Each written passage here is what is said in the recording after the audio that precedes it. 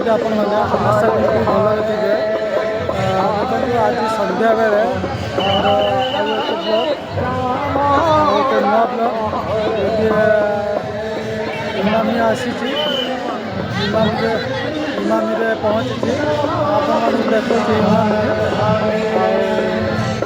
ଇମାମିରେ ଏଠି ଭଜନ କୀର୍ତ୍ତନ ଚାଲିଛି।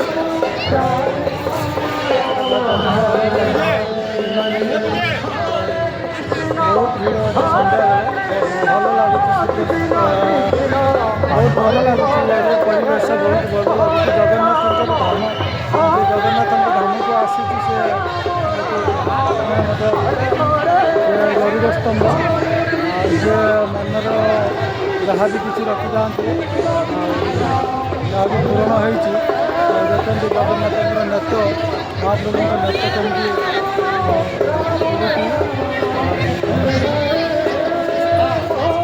ଆପଣମାନଙ୍କୁ ଯାହା ବି ଯୋଉଠିକି ଯାଉଛି, ଯାହା ବି ରହୁଛି ଛୋଟ ଛୋଟ ଭିଡ଼ିଓ ଆପଣ ଦେଖାଉଛି, ଜଣାଉଥିବି।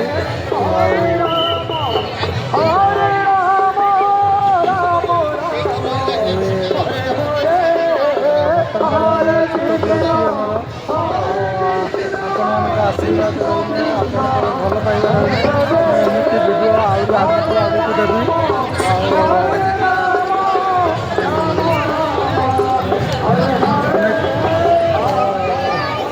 ଅନେକ ଭିଡ଼ିଓ ତ ମୁଁ ଦେଇଛି। ଆଉ ଛୋଟ ମୋଟ ଭିଡ଼ିଓ ବି ଦେଉଛି ଆପଣଙ୍କୁ। ଏଇ ଭିଡ଼ିଓ ମାଧ୍ୟମରେ ମୁଁ ସବୁ କିଛି ପହଞ୍ଚିବା ପାଇଁ ଚେଷ୍ଟା କରୁଛି, ଚେଷ୍ଟା ଜାରି ରଖିଛି। ଆଉ ଏଠି ପାଣି ପିଇବା, ପାଣି କଳ କେବଳ ପୂଜା ପାଇଁ ଲେଖାଯାଇଛି। ଏଠି ପାଣି କଳ କେବଳ ପୂଜା ପାଇଁ। ଆଉ ଇଏ ଦେଖନ୍ତୁ ପରିବେଶ, ମୋତେ ତ ଲାଗୁଛି ବହୁତ ସୁନ୍ଦର ଲାଗୁଛି ଏ ପରିବେଶ। ଜଗନ୍ନାଥଙ୍କର ନେତ ସବୁବେଳେ ଲାଗୁଛି ଯେ ଯେଉଁଭଳି ପୁରୀରେ ଯେଉଁଭଳି ଭଗବାନ ରହିଛନ୍ତି ସେଇଭଳିଆ ଏଠି ବି ରହିଛନ୍ତି। ଆଉ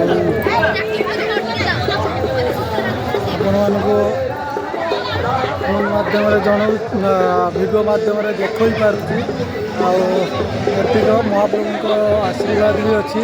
ଯଦି ଆଗରୁ ଥରେ ଆସିଥିଲି, କିନ୍ତୁ ଅଚାନକ ଆମର କୌଣସି ଆମର ପରିବାର ସଦସ୍ୟ ଜଣେ ଡେଥ୍ ହେଇଗଲେ, ଯେହେତୁ ମୁଁ ଜଗନ୍ନାଥଙ୍କ ପାଖରେ ପହଞ୍ଚି ପାରିନଥିଲି, ଆଉ ପ୍ରଭୁଙ୍କ ପାଖରେ ଯାଇପାରିନଥିଲି। ଆଜି ସେ ଭାଗ୍ୟ ମୋତେ ମିଳିଛି ଜଗନ୍ନାଥଙ୍କର ଦର୍ଶନ କରିବା ପାଇଁ। ଯେହେତୁ ମୁଁ ଆଜି ଆସିଛି ସେଠି ଦର୍ଶନ କରିବା ପାଇଁ। ଉପରକୁ ମୋବାଇଲ ଏଲାଉ ନାହିଁ, ଭିଡ଼ିଓ କରିବାରେ ପ୍ରଭୁଙ୍କର ତ ଏଲାଉ ନାହିଁ। ଯେହେତୁ ମୁଁ ବାহিର ଜାଗାରେ ଆପଣଙ୍କୁ ଦେଖାଉଛି। ଆଜିର ବ୍ଲଗ୍ଟି ଏଇଠି ରଖୁଛି। ଜୟ ଜଗନ୍ନାଥ, ଜୟ। ଆଉ ଯାହା ବି ଥିବ ଆପଣ ମୋତେ ଜଣାଇବେ। ଲାଇକ୍ ସବସ୍କ୍ରାଇବ୍ କରିବା ପାଇଁ ଜମା ଭୁଲିବେନି। ଆଉ ଜଣାଇବେ ଆପଣ ଯାହା ବି କିଛି ରହିଥିବ ମୋତେ କମେଣ୍ଟ ମାଧ୍ୟମରେ ଜଣାଇବେ। ଭାଇ ତୁମର ଏଇ ପ୍ରୋବ୍ଲେମ୍ ରହିଛି, ଏଇ ଭୁଲ ରହିଛି।